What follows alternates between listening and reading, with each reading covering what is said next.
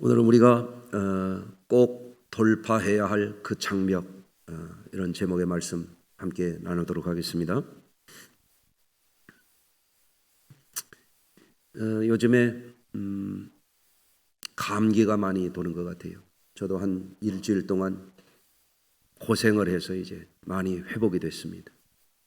오늘 감기가 너무 심해서 예배 참석이 어렵다고 저한테 연락이 오신 분도 계시거든요. 옆에 분들하고 서로 문안하면서 인사 나누시겠습니다. 건강하십시오 하고 서로 인사하시겠습니다. 할렐루야. 네. 우리가 어떤 삶의 목표를 향하여 나아갈 때에 때로는 종종 돌파해야 될 어떤 한계점을 직면할 때가 있습니다.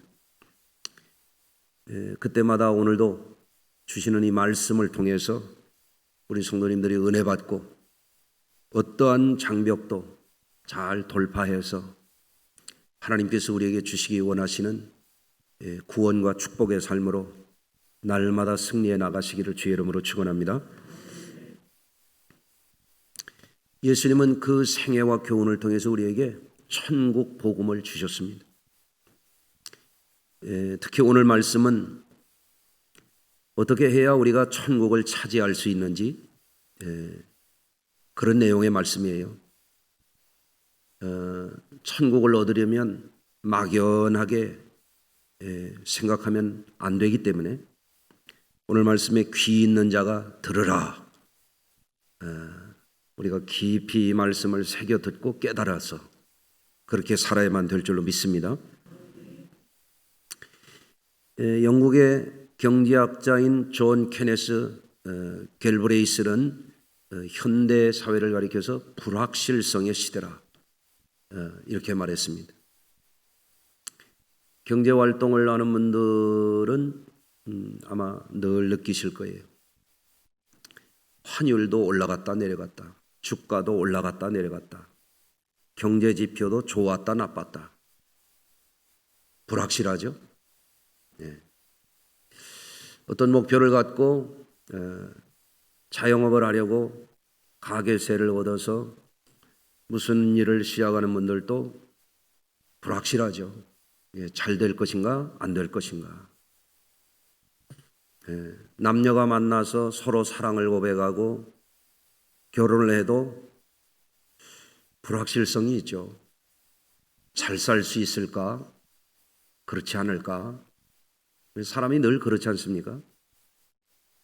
운전하면서 먼 길을 가는 분들도 내가 안전하게 잘 다녀올 수 있을까? 그렇지 못할까? 우리의 삶에는 언제나 이런 불확실성이 있습니다. 근데 현대 사회에 이 살아가는 분들에게 있어서 이 불확실성은 더 심각한 것 같습니다. 여러 가지 복잡한 측면들, 다양한 현대 사회의 이런 그 여러 가지 우리의 삶에 영향을 주는 요소들이 우리를 불확실성 속에 빠지게 만들거든요. 지난 3년 전에 코로나가 막 전국에 확산될 때 얼마나 불안했습니까? 마스크를 벗어도 된다고 그랬는데 지금 거의 안 벗으시잖아요. 불안해서 그래요. 혹시 그래서 답답한 분은 벗어도 돼요. 괜찮아요. 경제뿐만 아니라 생활 전반에 걸쳐서 우리는 복잡하고 변화무쌍한 그런 시대에 살기 때문에 우리가 무엇을 선택하고 무엇을 결정을 내리고 무슨 행동을 한다고 하는 것이 그리 쉽지 않은 것이 사실이에요. 특히 영원한 천국 복음을 우리가 듣고 그것을 차지하는 데 있어서도 신앙생활을 할 때 어정쩡하게 그렇게 신앙생활을 하는 수가 적지 않아요. 오늘 말씀을 보면 우리가 올바른 천국 백성의 삶을 살려면 결코 막연하거나 우연을 기대하거나 소극적이거나 부정적인 태도로는 천국을 차지할 수 없다라고 하는 것을 오늘 분명히 말씀하고 계세요. 오늘 본문 12절은 굉장히 난해한 구절 중에 하나로 이렇게 전문가들이 보고 있어요. 오늘 12절을 제가 다시 한번 읽어보겠습니다. 세례 요한의 때부터 지금까지 천국은 침노를 당하나니 침노하는 자는 빼앗느니라. 이게 한글 개역 개정본의 해석이 침노하는 자가 천국을 빼앗는다고 되어 있거든요. 수동태 문장으로 이거를 해석하다 보니까 이런 해석이 됐어요. 여러분, 사람의 힘으로 천국을 쳐들어가 가지고 뺏는다는 게 말이 됩니까? 하나님의 나라가 사람이 쳐들어가 가지고 뺏어지는 나라입니까? 이게 말이 안 되는 번역을 이렇게 해놨거든요. 이것을 중간태 문장으로 해석할 수 있는 문장이거든요, 이게. 그래서 제가 이것을 다시 해석을 해보면 이렇게 번역을 할 수 있어요. 천국은 원기왕성하게 강한 도전을 해서 돌파하는 자가 차지할 것이다. 이런 것입니다. 다시 말하면 천국은 인간적인 수단이나 전략이나 어떤 계략이나 방식으로는 차지할 수 있는 그런 나라가 아닙니다. 먼저 우리가 알아야 될 것은 천국은 하나님이 은혜의 선물로 주시는 나라입니다. 하나님이 안 주신다면 어떻게 무슨 방법으로 무슨 능력으로 천국을 차지한단 말이에요? 하나님 나라가 그렇게 쳐들어가 가지고 되는 나라입니까? 아니거든요. 그러하거늘 막연하게 천국을 바램만 갖는다거나 소극적인 태도로 천국을 얻으려고 한다면 그게 되겠어요? 그건 더군다나 안 되는 일이죠. 하나님이 우리에게 약속해 주신 조건이 있거든요. 그 한계가 있거든요. 그거를 돌파할 만한 적극성, 그거를 이루어낼 만한 믿음의 자세와 태도와 실천력을 갖고 그것을 넘어서는 자에게 천국이 차지하게 되는 역사가 있다는 것이 오늘 본문이거든요. 그래서 천국이라고 하는 것은 마치 무슨 감나무 밑에서 감 떨어지기를 기다리는 사람 마냥 그렇게 해서 얻어지는 게 아닙니다. 아멘을 안 하시네. 부흥회 때 하려고 그러죠? 아멘 해보세요. 적극적인 믿음의 태도와 행동이 반드시 수반되어야만 그런 사람들에게 열려지는 것이 천국이라고 하는 거예요. 그래서 그런 사실은 오늘 본문 뒤에 이제 후반부에 나오는 장터에서 소꿉놀이 하는 아이들에 대한 예수님의 비유의 말씀에서 분명하게 풀어주신 것이거든요. 이 예수님의 비유의 말씀에는 아주 명쾌한 그런 답이 있거든요. 천국을 어떻게 해야 차지할 수 있는지에 대한. 예수님이 그 당시 사람들의 이 불신적인 태도를 비유, 두 가지 비유를 통해서 말씀하셨어요. 한 가지는 이 세대의 사람들이 피를 불어도 춤추지 아니한다. 그렇게 말씀했어요. 이것은 유대 사회의 결혼식 날 피리를 불고 사람들이 춤을 추고 파티를 했던 거예요. 제가 한 10수년 전에 중앙아시아에 청소년 집회를 하러 그 중앙아시아 몇 나라의 젊은이들을 모아놓고 집회에 갔던 적이 있는데 강사의 숙소에 들어가 가지고 잠을 못 잤어요. 밤새 나팔을 불고 동네에서 떠드는데 도대체 그게 뭔지 모르겠어. 그래서 그 다음날 선교사님한테 물어봤더니 이 나라 사람들이 원래 결혼하면 저렇게 밤새 떠들고 돈다네. 유대 나라에서의 예수님 당시의 결혼식 날 요즘으로 말하면 축하연이죠. 피리를 불고 같이 기뻐하고 같이 경축해 주는 거예요. 그런데 어떤 사람들은 냉담하게 못 본 채 하고 함께 기뻐해 주지 않는다는 거거든요. 두 번째는 슬피 울어도 가슴을 치지 않는다. 아이들이 소꿉놀이 하는데 슬피 우는 신용을 하면 가슴을 치면서 같이 애통해 줘야 되는데 안 해준다는 거예요. 아이들이 소꿉놀이 할 때 결혼식 하는 것도 소꿉놀이 하고 장례식 하는 것도 소꿉놀이 하지 않겠어요? 예수님의 비유의 말씀입니다. 다시 말하면 천국에 들어갈 수 있는 사람은 무반응하고 무감각하고 무관심하고 무감동하고 불확실한 태도를 갖는 사람들은 들어갈 수 없다는 말이거든요. 예. 가령 우리가 어린아이들을 기를 때에도 아이들이 부모님과 이 상호 반응이 굉장히 중요해요. 아이가 울면 부모님이 빨리 반응을 해줘야 돼요. 아이가 웃으면 부모님이 또 거기에 맞게 반응을 빨리 해줘야 돼요. 아이가 가만히 있으면, 여러분 가만히 있을 때 제가 아멘 하라고 하는 것처럼 자꾸 자극을 줘가지고 웃게도 하고 반응도 하게 하고 해서 서로 상호 반응을 해가면서 그것이 주거니 받거니 해가면서 자연스럽게 아이가 언어를 습득하고 말도 하고 이렇게 되는 거거든요. 그래서 이 아이는 이 부모님과의 관계를 통해서 표현력도 생기고 의사거래도 하게 되고 사람들과의 관계성, 사회성이 발달이 되는 거거든요.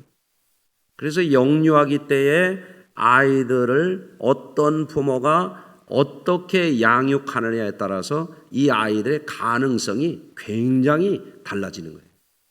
이게. 그래서 이것이 부모님과의 이 어린아이의 이 상호 관계가 이게 잘 돼야 이 아이 속에 사랑받는 자라고 하는 자존감이 형성이 되게 되고 다른 사람에 대한 신뢰가 생기게 되고 정상적인 자기 표현이 자연스럽게 오가는 그런 인간관계에 성공할 수 있는 바탕이 그때 형성이 되는 것입니다. 근데 만약에 한 아이가 한 가정에 태어났는데 부모가 아이에게 사랑도 표현하지 않고 무감각해지고 무관심하고 무반응하고 그러면 어떻게 되겠습니까? 이 아이에게는 심각한 인격적인 관계적인 결손이 생기게 되는 거죠. 그래서 그런 사람들 속에 낮은 자존감, 사람을 신뢰하지 못하는 불신, 또 다른 사람들의 기쁨과 슬픔을 함께 공감할 수 있는 공감각적인 이런 의사소통의 문제가 생기는 것입니다. 그 역기능적인 문제가 생기는 거예요. 그 장터의 아이들의 비유에서 우리가 보게 되는 것은 큰 슬픔을 당한 자, 큰 기쁨의 축제를 맞이한 자가 있을 때 친구들은 어떻게 해야 되냐? 공감할 줄 알아야 되는 거죠. 그리고 친구들이 겪고 있는 그 일에 동조할 줄 아는 사람이 되어야 되는 거죠. 그것이 바로 친구가 되는 것이고 그것이 함께 할 수 있는 사람이 되는 것입니다. 그래서 사람이 일상생활 가운데에서도 공감을 할 수 있는 사람을 만난다는 게 굉장히 중요한 거예요. 이게 우리가 공감을 얻게 되면 어떻게 됩니까? 때로는 위로를 얻을 수도 있고 때로는 내 마음을 알아주는 사람이 있을 때 힘을 얻을 수도 있고 또 우리가 그런 사람을 통해서 축복을 받게 되는 것입니다. 그래서 공감을 나눈다고 하는 것은 좋은 친구가 되는 것이고 좋은 가족이 되는 것이고 좋은 교우관계가 되는 것이죠. 그런데 예수님 당시에 이 사람들, 특히 그 당시에 종교인들이 어떤 사람들이었느냐? 배타적인 사람들, 비판적인 사람들, 좋은 일도 함께 하지 못하고 슬픈 일도 함께하지 못하는 사람들. 경건주의자였던 세례 요한은 어땠어요? 먹지도 않고 마시지도 않고 금식을 했단 말이에요. 그러면 세속적인 삶을 사는 사람들은 어떻게 해야 돼요? 존경심을 표현해야 되고 그의 거룩한 그 삶에 대해서 그것을 인정할 줄 알아야 되잖아요. 그러나 뭐라고 그랬다고요? 예수님이 세례 요한을 가리켜서 그들이 하는 말이 귀신이 들렸다 그랬단 말이에요. 얼마나 악한 일입니까? 그렇지 않습니까? 또 예수님이 오셔서 죄인들과 함께 식탁을 나누고 그들을 친근히 대하고 그들에게 다가가서 그들과 대화를 나누고 천국 복음을 가르쳐 주시고 그들을 가까이 하고 애찬의 식탁을 나누니까 뭐라고 말하냐면 먹기를 탐하고 포도주를 즐기는 사람이다. 탐식하는 사람이라고 그렇게 예수님을 또 비난했단 말이죠. 이래도 잘못 저래도 다 그렇게 되는 거죠. 이런 사람들을 가리켜서 예수님이 뭐라고 말씀했냐면 천국과 거리가 먼 사람이라는 것이거든요. 이러한 사람들의 현저한 특징이 뭐냐면 무관심, 무감동, 무정함, 마음의 벽을 쌓을 뿐만 아니라 악감을 품고 대적하는 것을 일삼는 사람들이에요. 오늘 시대에 이런 사람들 참 많습니다. 오늘날도 다르지 않아요. 그래서 디모데후서 3장 1절 이하에 가서 보면 말세의 사람들이 이런 무감각하고 또 서로 마음을 나눌 수 없는 그런 악한 세대가 될 것을 말씀한 것이 있어요. 너는 이것을 알라. 말세에 고통하는 때가 이르러 사람들이 자기를 사랑하며 돈을 사랑하며 자랑하며 교만하며 비방하며 부모를 거역하며 감사하지 아니하며 거룩하지 아니하며 무정하며, 이게 뭐예요? 무정하며 마음을 통할 수가 없다. 마음을 함께 할 수가 없어. 원통함을 풀지 아니하며 모함하며 절제하지 못하며 사나우며 선한 것을 좋아하지 아니하며 배신하며 조급하며 자만하며 쾌락 사랑하기를 하나님 사랑하는 것보다 더하며 경건의 모양은 있으나 경건의 능력은 부인하는 자니 이 같은 자들에게서 내가 돌아서라. 여러분들 집에 가셔서 말이죠, 이 디모데후서 3장 1절에서 5절까지를 놓고 여러분 한번 채점을 해봐요. 여기에 내가 해당되는 거 있나 없나, 몇 개 이상 되나 한번 저한테 알려주세요. 예?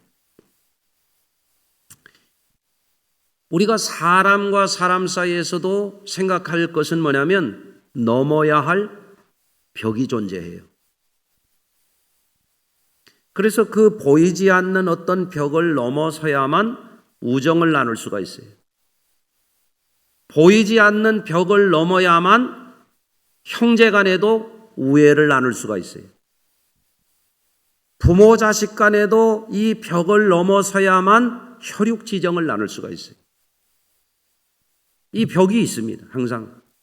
예.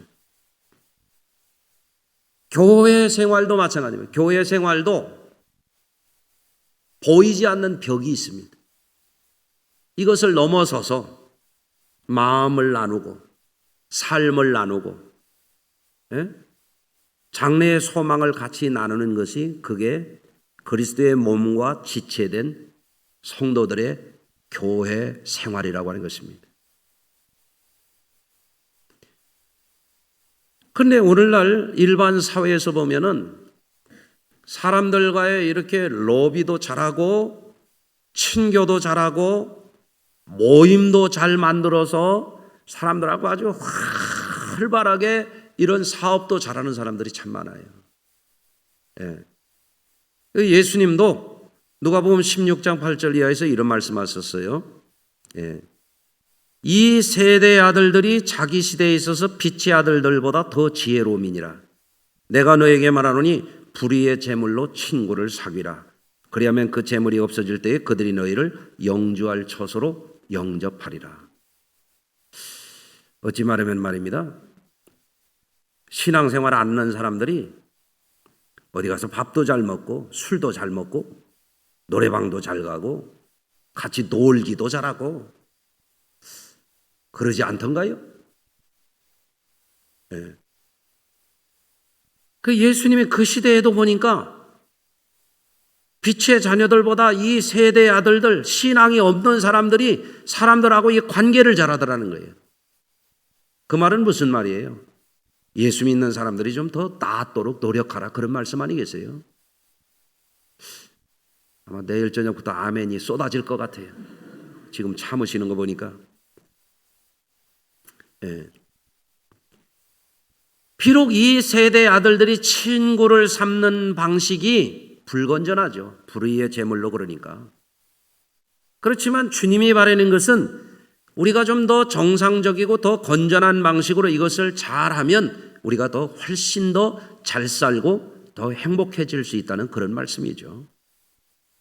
그래서 인간관계에 있어서도 장벽을 쌓고 무감각해지고 무관심하고 무감동하고 무반응으로 점점 이 단절의 벽을 쌓아가게 되면 그 사람은 나중에 가서는 고립됩니다. 외딴 섬이 되어버립니다. 넘어져도 일으켜줄 자가 없는 불행한 자가 되는 것입니다. 여러분, 더욱 하나님과의 관계로 나아가는 영적 생활을 할 때에 더 말할 나위가 없습니다. 신앙생활에도 소극적이고 무감동적인 태도로 일관하는 이들은 천국을 안다고 한들 바라보기만 한들 결국은 천국에 들어갈 수가 없는 겁니다. 오늘 말씀 중에서 우리는 우리의 신앙생활을 다시 한번 잘 돌아봐야 되겠습니다.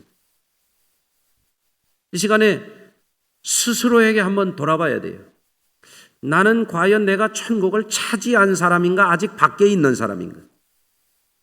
한번 돌아보시기를 바랍니다. 어떻게 하면 될까요? 우리는 명확하게 알아야 됩니다. 천국은 우리가 인간적이고 세상적인 어떤 수단과 방법, 기교나 능력을 가지고 차지할 수가 없어요. 그것은 먼저 하나님께서 주 예수 그리스도 안에서 우리에게 은혜의 선물로 약속하신 것입니다. 다만 그것은 막연히 바라봐가지고 되는 게 아니에요. 막연히 은연중에 무슨 우연을 기다려가지고 되는 것이 아닙니다. 하나님이 우리에게 놀라운 은혜의 선물을 주셨지만 주님께서 우리에게 바라는 게 있어요. 천국은 원기왕성하게 도전해서 그 천국 문을 들어갈 수 있는 한계를 돌파하는 자에게 열려지는 것이, 그것이 바로 천국인 것입니다. 그것이 뭐냐면 바로 믿음이라고 하는 거예요. 할렐루야. 그래서 천국은 주님께서 은혜로 주시는 그 나라이지만 그것을 얻을 만한 한계점이 무엇인지를 알고 의지를 갖고 태도를 갖고 적극적으로 믿음 생활하는 것이 대단히 중요한 것입니다. 그걸 좀 더 구체적으로 말씀드리면 이런 거예요. 첫째는 분명한 관심입니다. 여러분들, 우리가 사는 것이 다 지나가는 것이, 이 세상이나 세상에 있는 것들을 사랑하지 말라. 그것이 다 지나가는 것이라고 성경에 말씀하고 있지 않습니까? 우리가 정말 관심해야 되는 게 뭐예요? 천국에 들어가는 것이죠. 할렐루야. 여러분에게 그 관심이 분명하시길 바랍니다. 두 번째는 우리가 천국에 들어가려면 그 천국의 계시를 주시는 주님의 마음에 공감을 가져야 돼요. 어떻게 해야 되겠습니까? 내 마음의 벽을 허물어야 됩니다. 그리고 적극적으로 아멘 아멘 하며 주님의 그 마음에, 주님의 그 뜻에 다가가시기를 바랍니다. 할렐루야. 또한 어떻게 해야 되느냐? 적극적으로 힘써 행동해야 됩니다. 여러분, 기독교 신앙이라고 하는 것은 소극적이어서는 안 됩니다. 적극적이어야 됩니다. 은과 금은 내게 없거니와 내게 있는 것으로 내게 주노니 나사렛 예수의 이름으로 일어나 걸으라 할 때 일어날까 말까. 손 잡을까 말까, 믿을까 말까, 그러면 실패합니다. 나사렛 예수의 이름으로 일어나 걸어라 그러면 행동해야 되는 것입니다. 아멘. 부정적인 태도로, 소극적인 태도로 하는 사람은 문 밖에 있는 사람이에요. 그 사람에게 천국문이 열리질 않아요. 예. 여러분, 우리 성도들 또 어떤 때에 보면 적극적으로 저에게 와서 목사님 기도해 주세요. 그러니까 그런 분들에게 병이 떠나가고 그런 분에게 치유의 역사가 일어나고 그런 분들이 은혜를 받고 그러더란 말이죠. 아멘. 예. 또한 우리가 하나님 앞에 우리가 어떤 신앙을 가져야 되면 한계를 내가 돌파해야 되는 그 한계점이 있다는 알고 그것을 지나갈 수 있도록 그 한계를 돌파할 수 있도록 우리가 밀고 나가는 그런 도전 정신이 필요합니다. 이것이 굉장히 성패를 가르는 중요한 지점이에요. 여러분, 어느 중풍병자가 예수님에게 와서 병 낫기를 원해서 네 사람이 이 사람을 침상채 떠매고 왔는데 사람들이 새카맣게 몰려들어가지고 그거를 뚫고 들어갈 수가 없으니까 어떻게 됐습니까? 그 한계잖아요. 지붕에 올라가지고 지붕을 뜯어서 예수님 앞에 내렸잖아요. 한계를 돌파할 때 내 믿음이 너를 구원하였느니라. 그 한계가 있다. 그 한계. 아멘. 예배 생활도 잘하고 못하는 한계가 있어요. 어떤 분은 늘 5분 전이야. 5분 전. 대전발 0시 50분이야. 항상. 예? 예배 시간을 늦추면 그만큼 꼭 늦어요. 또 빨리 하면 그만큼 또 늦어요. 그 마음의 벽이 있는 거예요. 그걸 돌파해야 예배도 온전한 예배를 드릴 수 있어요. 늦은 분이 아멘 안 한 것 같아 지금. 그렇지 않습니까? 늘 그래요. 범사가 그렇습니다. 지난번에도 말씀을 드렸습니다마는 일주일만 자전거를 배우면은 평생 타고 다닌다고 그랬잖아요. 자전거 한번 타다가 넘어졌다고 아이고 안 되겠다 하는 사람은 그 한계를 돌파를 못하는 거예요. 그렇지 않습니까? 자동차 한 달만 배우면 평생 차 끌고 다니는데 운전학원에 등록해놓고 필기시험은 합격했는데 아직도 10몇 년째 합격을 못하는 분이 있다고 그러잖아요. 그 한계가 있는 거죠. 운동을 하면은 내가 건강해질 텐데 한계가 있어. 겨울에는 추워서 못하고 봄에는 황사 때문에 못하고 여름에는 더워서 못하고 가을에는 바람 불어서 못하고 한계가 있네. 한계. 돌파해야 건강관리가 되는 거 아니겠어요? 그렇죠? 이스라엘도 광야 시대의 말에 가나안 정복을 앞두고 있잖아요. 하나님이 정탐꾼들을 보냈습니다. 하나님은 다 계획이 있어서 하나님이 아름다운 미래를 그걸 보고 오라고 정탐꾼들을 보냈잖아요. 그런데 12명의 정탐꾼 가운데서 10사람은 뭐냐면 자기 한계에 갇혀 있는 거예요.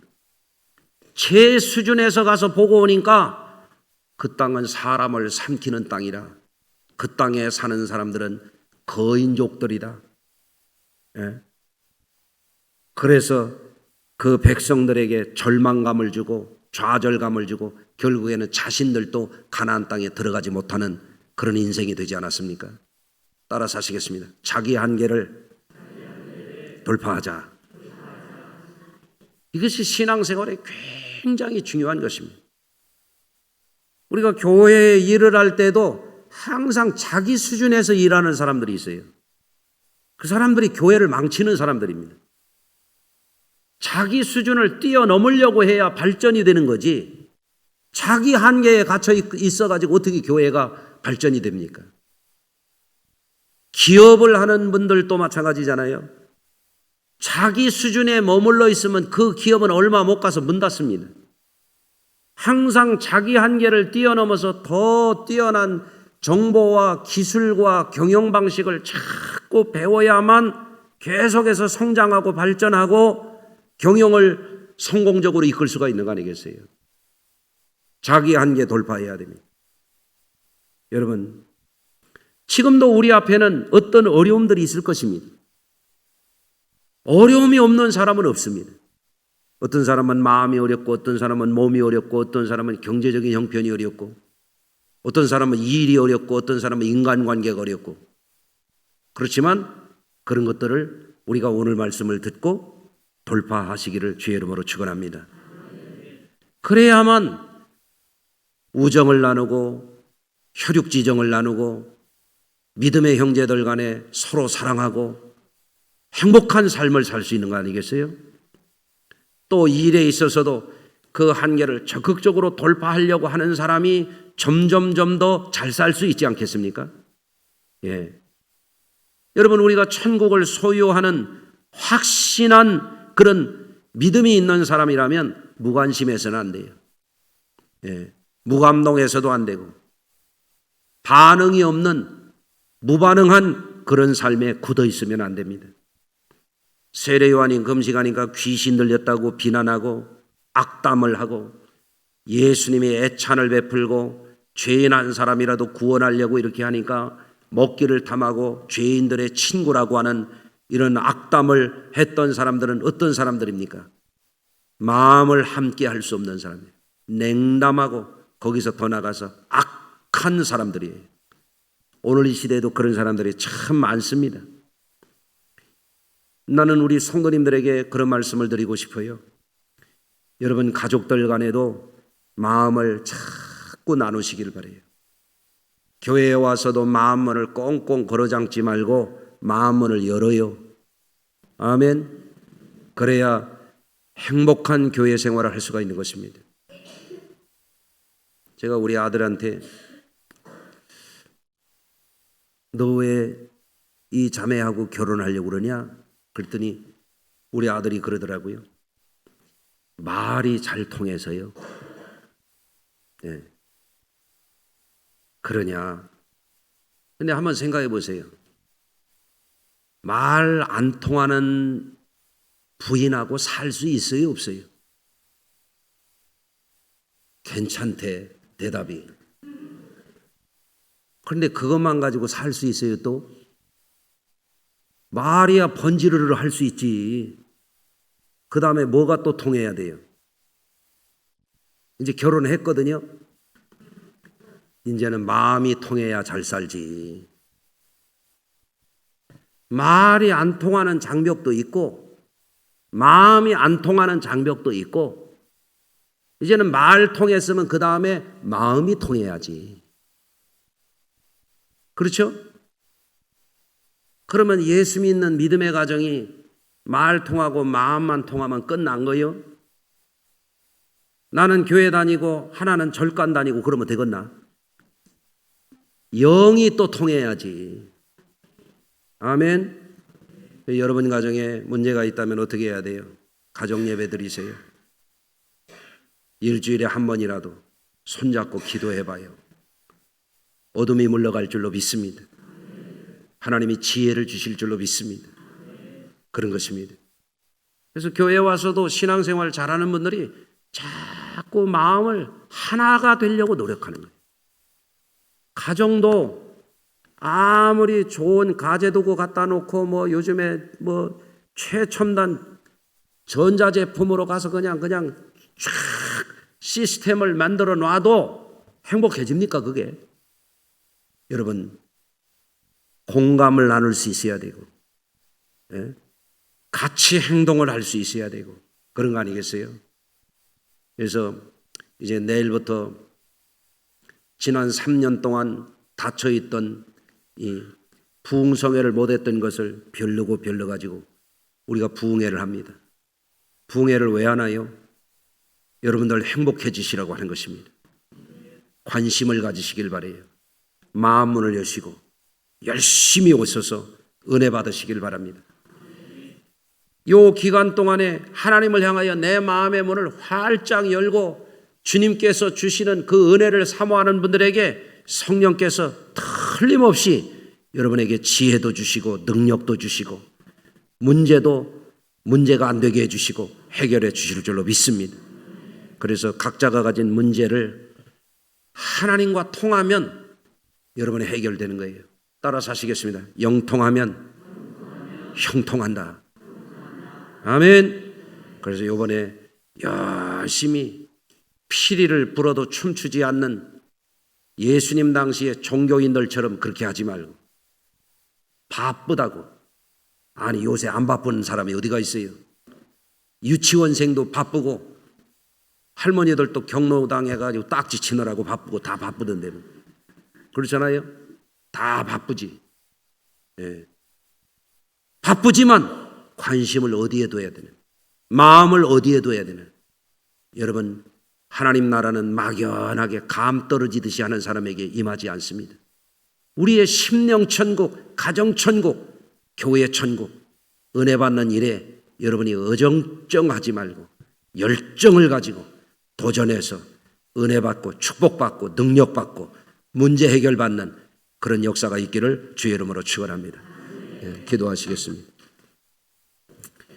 하나님 아버지, 우리가 살아가는 삶의 현장에 우리를 고립하게 하고 우리를 슬프게 하고 우리를 외롭게 하고 우리를 고독에 빠지게 하는 여러 가지 위험들이 있사온데, 우리가 오늘도 이 말씀을 통해서 예수님이 천국문을 열어주시기를 원하나, 이제는 세례 요한이 금식을 해도 귀신 들렸다 하고 예수님이 사랑을 베푸는 애찬을 베풀어도 죄인의 친구라고 비난을 했던 이 악한 세대처럼 우리의 마음이 냉담하고 무반응하고 무관심한 이 세대를 닮아가지 않게 하시고, 악담하기 좋아하고 비난하기 좋아하고 다른 사람들과 벽을 쌓기를 좋아하는 이 세대 가운데서 우리 성도들이 그 장벽을 돌파하고 하나님의 사랑과 하나님의 은혜와 하나님의 놀라운 비전을 향하여 날마다 전진하는, 그리하여 하나님 나라를 차지하는